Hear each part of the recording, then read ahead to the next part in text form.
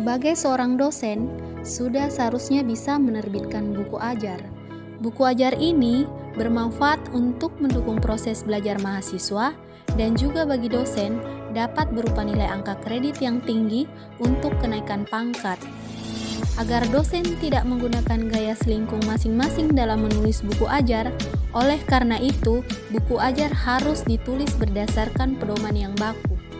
Buku ajar yang dimaksud adalah buku pegangan untuk suatu mata kuliah yang disusun secara sistematis oleh dosen atau tim dosen pengampu mata kuliah sesuai dengan bidang ilmunya dan memenuhi kaidah penulisan serta diterbitkan secara resmi atau ber-ISBN.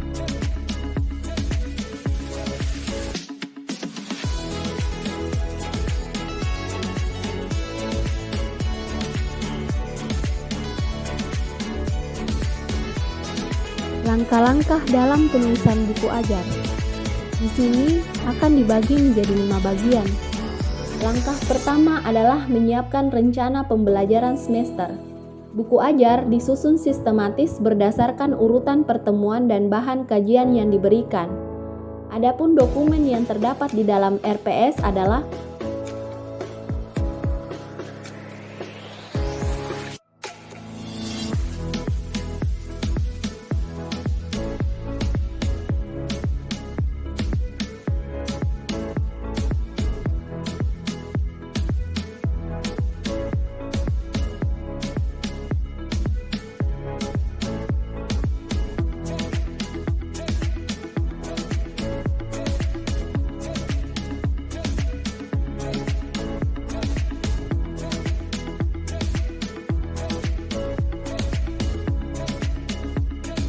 langkah kedua adalah menyusun outline buku ajar. Outline atau kerangka penulisan diperlukan agar penulis bisa menulis buku dengan lebih terarah. Memiliki outline akan memudahkan penulis, sebab outline ini bisa dipakai sebagai sebuah peta. Penulis dapat tahu gambaran besar dari keseluruhan buku, tahu apa saja yang akan dibahas di bab 1, 2, 3, dan bab-bab lainnya. Sebelum menyusun outline, perlu kita ketahui bahwa buku yang lengkap terdiri atas 4 bagian, yaitu sampul, bagian awal, bagian isi, dan bagian akhir. Keempat bagian tersebut memuat sejumlah hal khusus yang menampilkan unsur-unsur tertentu. Yang pertama adalah sampul. Pada sampul ini terdiri atas 3 bagian, yakni sampul depan, sampul belakang, dan punggung buku. Pada bagian sampul dilengkapi dengan ilustrasi atau foto. Dilengkapi juga dengan judul buku dan nama penerbit. Sedangkan pada sampul belakang dilengkapi dengan sinopsis, barcode, dan penerbit. Pada bagian punggung buku hanya dilengkapi dengan judul buku, nama penulis, serta nama penerbit.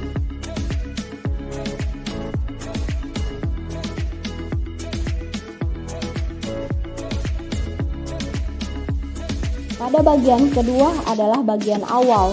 Pada bagian ini terdiri dari halaman sampul dan nama pengarang, kata pengantar, prakata, daftar isi, daftar simbol, daftar tabel, dan daftar gambar. Yang ketiga adalah bagian isi, yang terdiri atas bab-bab di dalam buku yang berisi teks, gambar, dan tabel.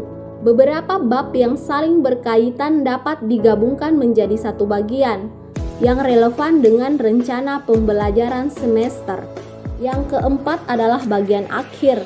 Pada bagian ini dapat terdiri atas daftar pustaka, glosarium, indeks, biografi penulis, serta sinopsis buku.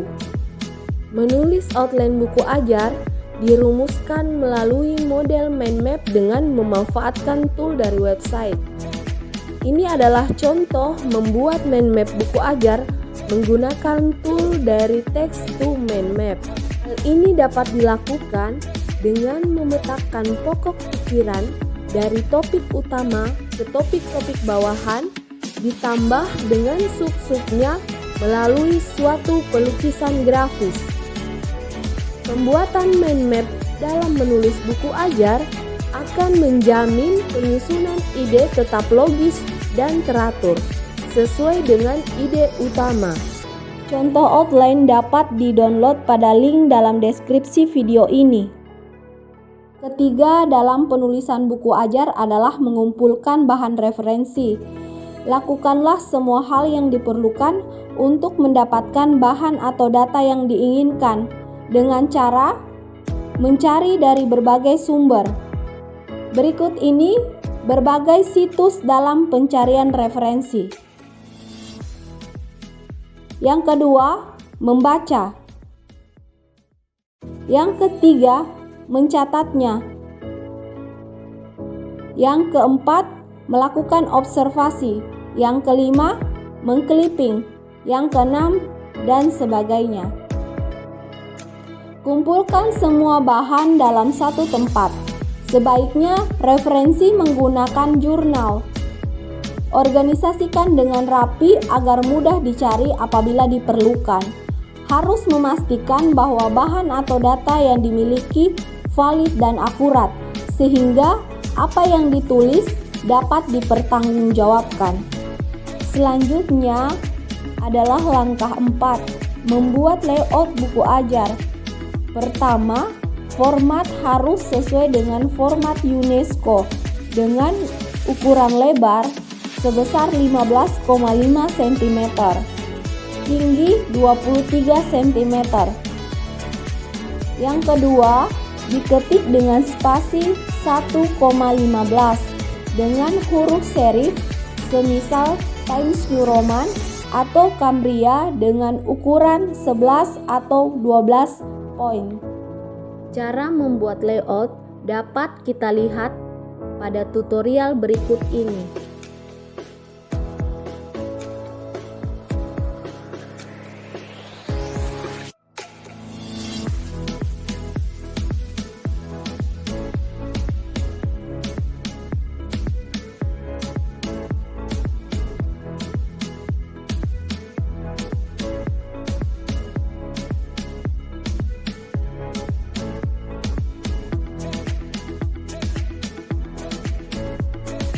Langkah terakhir adalah drafting penulisan naskah buku ajar. Pada dasarnya, drafting merupakan serangkaian strategi yang dirancang untuk mengorganisasikan dan mengembangkan lebih lanjut sebuah tulisan dengan memperhatikan outline atau kerangka yang sudah dibuat sebelumnya. Saat melakukan drafting penulisan, apabila penulis mengalami stuck saat menulis, maka bisa melompati materi yang belum terpikirkan dan berlanjut ke draft lainnya yang sudah disusun. Demikianlah langkah-langkah dalam penulisan buku ajar.